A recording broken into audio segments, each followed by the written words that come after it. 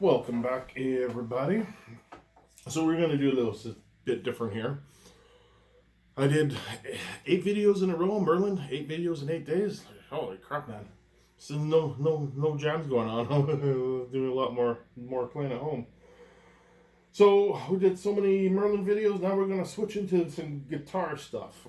I figure I did 8 days in a row. Let's try to do at least a week in a row of guitar. But the first one is going to be a little different. We're going to do a review on a fake Martin D-45. As some thumbnail you guys will see is going to say my $12,000, which is a D-45 price in Canada, my $12,000 campfire guitar. So I did not buy this new. I found it on Craigslist. And he didn't buy it new. He got it in a trade. So I really have no clue where the hell this guitar came from. I know it came from China. I found them online. I found the exact one online. They claim solid spruce top, solid rosewood back and sides. Top is solid. You can see the sound hole. Yeah, top is solid. Rosewood back and sides is ball. We all know it's ball. They're going to be laminate. So where's it fail? Is it good? All right, let's start by a little bit of why I'm doing this video. So before I bought this, I've searched for videos about these things because I've always wanted one. I've never wanted the one that says Martin. My plan was to get D-45 copy and change the headstock to my name. I was gonna do my name. I was gonna get nothing, no Martin logos inside, none of that. But then I saw this thing pop up on Craigslist for $500. I'm like, yeah, of course I'm gonna buy that. So I paid $500 on Canadian online. When I found them on there, they sell for about $500 Canadian. But then you're gonna factor in your shipping, your duty, your taxes, and the fact that if it will even get through customs. Because this is a counterfeit guitar. It's a counterfeit Martin, right? So if you change all the logos and all that, yeah, no problem. But if it's coming in as a CF Martin logos inside, most likely if they see it, they're going to take it, they're going to destroy it. So I jumped at the chance when I saw it because for me, it's going to stay with me. I'm not going to sell it. So I'm never going to. And if I ever do sell it, most likely I'll sell it to a friend or something, and I'll sell it as a fake 45. Not that it's a scam. And if you look close enough, and we'll get into the details. But anyways, I'm getting off topic. So I researched these before I even bought it, and everything I've seen for these guitars is mostly luthiers buying them just so they could do a video about how shitty they are, how bad they're built, and all that. And yes, they're not going to be perfect. They're a $500 guitar. But I can guarantee you this $500 guitar is built a lot better than a lot of the freaking local $500 guitars we see. There's so much shit. If you guys watch this and you're one of the guys that import these guitars from China and sell them on Craigslist, stop posting those ads. It's too many. Post one time. It's good enough. Oh, that pisses me off. I won't say the name of that guitar. But he's just the newest one. I've seen him at the guitar show. He's just the newest guy. Guys always try to do this. So, anyways. So, for $500, it is, like I said, you got solid top. It is pretty well built. You got a little bit of a belly bulge there. But my 28 has a belly bulge. It is marked on the inside with the Martin logo. It is stamped at the top here, D-45, with the serial number. I don't even know what the serial number is. It's fake. Doesn't matter. It means nothing. So all the videos out there all say about how shitty it is. My video is going to tell you how good it is. It's still a fake. It's still what it is. But it's a good guitar. There's failings to it. We'll get to it as well. Now, let's just go into... We'll get to the playing. I'll mark in the description what time the sound samples are going to start. Sound samples, like I'm going to edit anything. It's just going to be me playing on the camera microphone. I got no mics, no amps, nothing set up. Never do. So, what's wrong with it? So, like I said, it's laminate back and sides, even though this is solid. The bridge itself looks like it's rosewood. It's not as finely sanded as it should be. Like, there should have been work done to it. I changed out the plastic saddle to a tusk. I changed out the plastic pins to rosewood. I did not change the nut because I usually don't care about the nut. They can stay plastic. It's actually a pretty thick top. I'd say you got at least 1/8 an inch here. Maybe just a little shy of 1/8. Which, that's pretty good top. The neck, Martins are going to be a one-piece neck. You can see there's a joint right here, and then there's a joint in the neck. It does have the Martin V-Knock, the kerf, whatever you call it, don't even know. Grover tuners. Now you tell me. I've seen fake Rovers before. And usually, let's get up closer. Usually fake Rovers, the casting on the name Grover is really bad. These look like real Grovers. Now, did it come with real Grovers, or did one of the guys that had it before me put them on? Who knows? Actually, that's true. I don't know. But I would think if whoever changed the tuners to Grovers, they would change the plastic out of the saddle. So, with that assumption, I'm going to guess this came factory. The site I did see, it does say it comes with Grovers. But if those are fake Rovers, that's really well done. And they hold this tune really well. The abalone, all the fancy stuff here. It's most likely a sticker, but it's under the finish, so it is done really well. And if you don't look too closely, it's not bad. But when you start looking closely, especially at all the lines around the sound hole, you can tell it's not done right. All the abalone around the body, on the sides, on the back, same thing. There's a little indentation where it is, but it's done well. Everything's under the finish. You got the center stripe. I don't know what they call that center stripe. But again, it's under the finish. Even in the laminate back. That's a pretty nice laminate back. Rosewood. What else is wrong with it?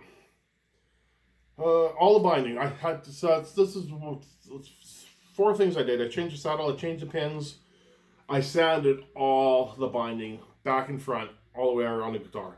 It was all sharp edges. It was pretty bad. And it's just a plastic binding, so I just took a fine sandpaper, just took all the edges off. And then the neck binding. When I got it, it stuck, I would probably say it stuck a 16-inch proud above the wood. That took me 2 hours to sand both sides. I could do a little bit more. But it's time consuming because you have to tape the neck, and then you sand, and you think you're good, but you don't know. You have to take the tape off. And then you feel how good you are, and then you have to tape it up again. Oh my God, pain in the ass. It's a lot better now, but you can see too how white that binding is, because I just did that not long ago. Compared to the binding on the guitar. It will yellow out again eventually. Okay, so the neck is pieced, it's not a solid neck. The binding, the fret binding. If you look at the abalone fret markers, they are not centered between the frets. If you look at the top markers, they're even worse. They're so far away from being centered that it's pretty funny. It's pretty comical. Whatever, I don't care. The sound hole itself, it's there. You can feel notches where whatever they're using, probably a big hole saw to cut it out, took a piece of the wood, and then they just sanded it and finished it. It's not a perfect hole. I took it came with a black pick guard that was covering the abalone, so I wanted to try. I don't know, I might take this pick guard off. I took that off, got this one, cut it to size. My cut wasn't perfect. You can see a little bit of the tan lines here. But I wanted to show the abalone. So once I took the pickguard off, here is perfectly smooth. They fit perfectly finished over all the abalone. Here, no. You could feel the ridges and stuff, right? Because they knew it was covered, so they didn't care. And I would have never known if I took the pickguard off. So that's the guitar. That's like the few things wrong with it. As for inside, like all your bindings, all your bracing, just it feels forward shifted. Ooh, upstairs going crazy.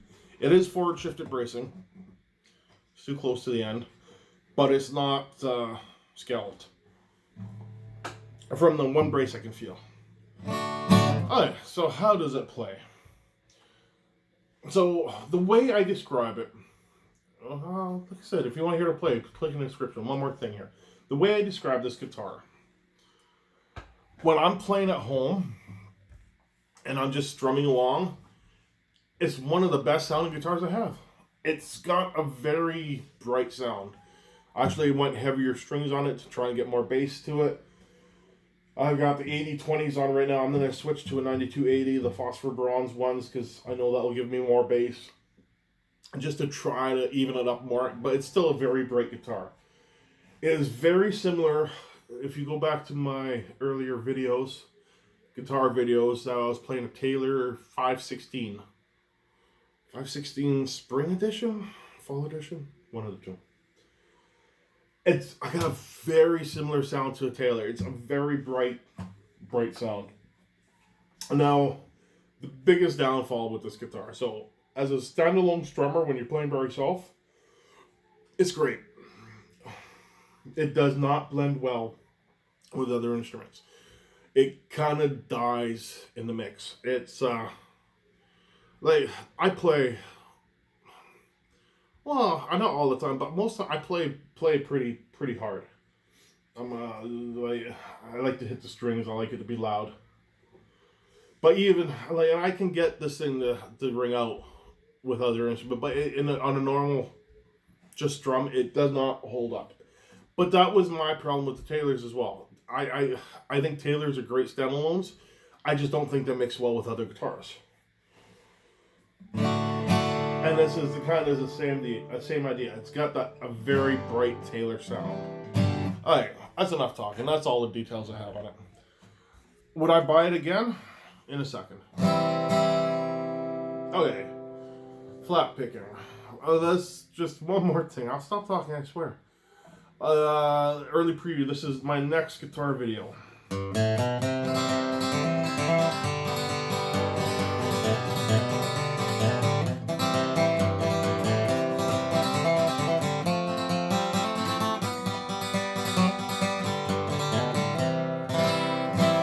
So flat picking is not bad at all.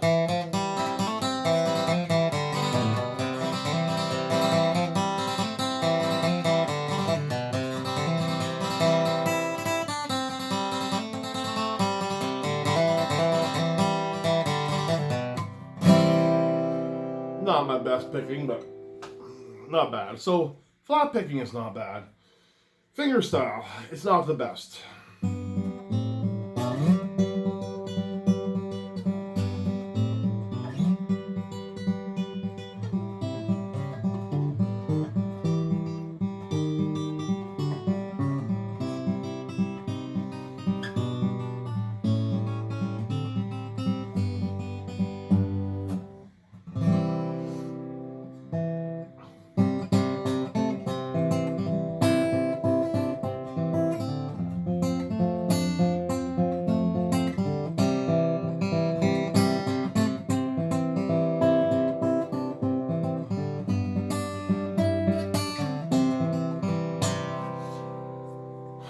So finger picking, it's not the best. I find the strings are a little close together. But it's not overly bad. But where this thing shines is the strumming. Like, it's just, especially if you like the bright guitars. If bright's not your thing, you like more mellow Gibson cedar top sound, this definitely is not for you. But if you like that bright sound, this is a dream guitar.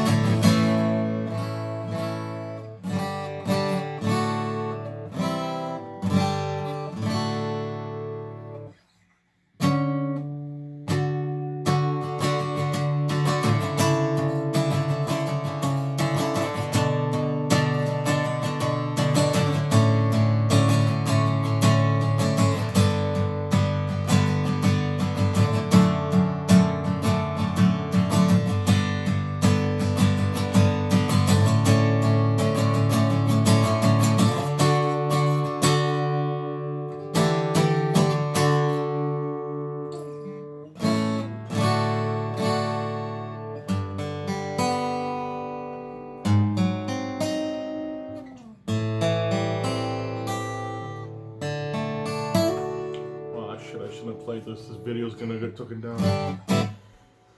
That's pretty much it. I just want to do a video where I talk about this guitar being better than all the other videos out there I've seen on it. As I said, right when I started playing, would I buy another one? There's one. There's actually I saw this. I've never seen one of these on Craigslist. That's about a year ago I bought this. There's one for sale right now in Langley, which is close to Vancouver for people who don't know. BC, Vancouver, Langley's another suburb out here. There's actually another one exactly like this for sale. The guy wants too much money for it, but he's got a pickup installed, and I'm sure if you take the pickup out, you probably still get it for $500, just like I paid for this one. And I'm thinking about buying that, because I'm like, shit, this guitar is good. But most likely what I want to do, and this is what I want to do originally, is I want to order a brand new one, but with my name on the headstock. Right? Get rid of the CF Martin, get rid of the Martin stuff inside, get a D-45 clone, my name on it. That's what I originally wanted to do. And I most likely, the same guys, the same company that this one came from, because I've got it bookmarked, I will order another one of these with my name on it and pay the $500 plus the shipping plus the duties and everything to bring it over, because it is a good guitar. It really is, and it's great too. I call it my my $12,000 Camper guitar. But it's not only that; it's my airplane guitar. My 70s 0018. I'm not taking that on a plane. My HD 28V. I'm not taking that on a plane. This is going on a plane. Gets destroyed. Well, it sucks, but it's better than one of my other guitars being destroyed.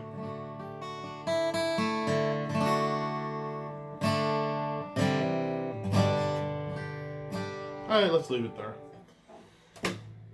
Great guitar. Practice, patience, have fun. We'll see you guys next time.